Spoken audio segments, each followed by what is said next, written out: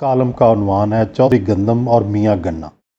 چودھری گندم میاں گنے سے۔ میاں گنے تمہارا قد تو مجھ سے بڑا ہے ہی، تمہاری کلاس بھی مجھ سے مختلف ہے۔ میں کسانوں کی واحد کفیل ہوں، تم کارخانہ داروں کے محلوں اور ان کی بالکنیوں کی آواز بن چکے ہو۔ تم کو اگاتے تو غریب کسان ہی ہیں، مگر تمہارا سارا فائدہ مل اونر اٹھاتے ہیں۔ میاں گنا، چودھری غلام گندم، تمہاری سوچ پرانی ہے، مکھی پر مکھی مارنا تمہاری ریت بن چکی ہے۔ دنیا گندم سے بہت آگے نکل چکی ہے۔ میں ماڈرن دور کی فصل ہوں، میں نقد آور جنس ہوں۔ تمہیں تو منڈیوں کے بیوپاری ادھار خریدتے ہیں اور پیسے بھی 6 ماہ بعد دیتے ہیں، میری ادائیگی فوراً ہو جاتی ہے۔ میں تو کسان کو خوشحال کرتا ہوں۔ چودھری گندم، تم ایک تو زمین کو خراب کرتے ہو، کسان کو لوٹتے ہو اور سارا مال مل اونر ہڑپ کر لیتا ہے۔ چینی بنانے والا بھی عظیم ترین، چینی برآمد کرنے والا بھی عظیم ترین، اور حتیٰ کہ چینی درآمد کرنے والا بھی عظیم ترین ٹھہرتا ہے۔ میاں گنا، ہم ہیں تو ایک ہی جہان سے، ہم دونوں کے نام بھی گاف سے شروع ہوتے ہیں،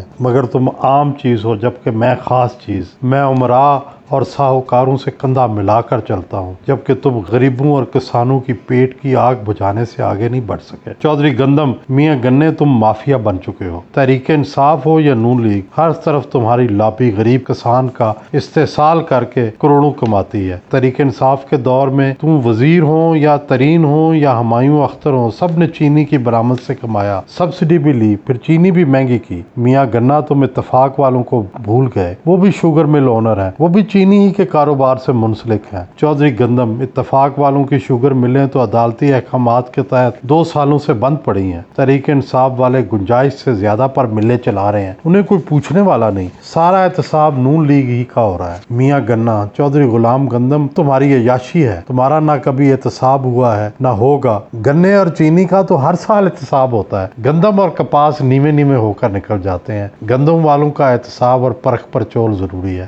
چودھری گندم، میاں امیر گنا صاحب، یہ بھی تمہاری لابی کی کارستانی لگتی ہے کہ یوکرائن کے کسان سے تو مہنگی گندم خرید کر پاکستان درآمد کی جا رہی ہے، جبکہ پاکستانی کسان کو گندم کی قیمت کا ریٹ بہت ہی کم مقرر کیا گیا ہے۔ یہ تو سراسر گندم اگانے والے کسانوں کا استحصال ہے۔ میاں گنا، چودھری غلام گندم، 1600 روپے فی کلو گرام کی سپورٹ قیمت درست ہے، کیونکہ یہ اگر قیمت بڑھائی گئی تو پھر آٹا مہنگا ہوگا، مہنگائی ہوگی، سارے ملک کا نظام بگڑ جائے گا۔ چودھری گندم، سندھ کابینہ نے 2000 روپے فی 40 کلو گرام کی سپورٹ پرائس مقرر کی ہے، جو مناسب ہے۔ چینی کا ریٹ 3 گنا ہو گیا، کسی کارخانے دار کے کان پر جوں نہیں روں گی۔ کسانوں کو گنے کی قیمت دینی ہو تو روتے ہیں، چینی بیچنی ہو تو مہنگی سے مہنگی کر دیتے ہیں۔ گندم ہر شخص کی ضرورت ہے، گندم اگانے والے کو فائدہ ہی نہ ہو تو وہ گندم کیوں اگائے گا؟ یوکرائن کے کسانوں سے مہنگی گندم کی خرید کیسے ٹھیک ہے؟ پاکستانی کسان کو اس کی محنت کا افزانہ کیوں نہیں دیا جاتا؟ میاں گنا، چینی کی قیمت مارکیٹ ویلیو کے مطابق ہے، سپلائی اینڈ ڈیمانڈ کے اصول کے مطابق چینی کی قیمت بڑھی ہے، اس میں کارخانہ داروں نے کچھ بھی نہیں کیا۔ چودھری گندم، چلو اسی مارکیٹ اکانومی اصول پر چل لو۔ اس وقت گندم کی مارکیٹ قیمت 2400 روپے فی کلو گرام ہے، سپورٹ قیمت تو اس کے مطابق مقرر ہونی چاہیے۔ میاں گنا، پاگل ہو گئے ہو؟ ملک میں آگ لگ جائے گی، مہنگائی بڑھ جائے گی، آٹا مہنگا ہو جائے گا، ایسا نہیں کرنا چاہیے۔ چودھری گندم، تم تو ملک میں ویسے ہی آگ لگانا چاہتے ہو،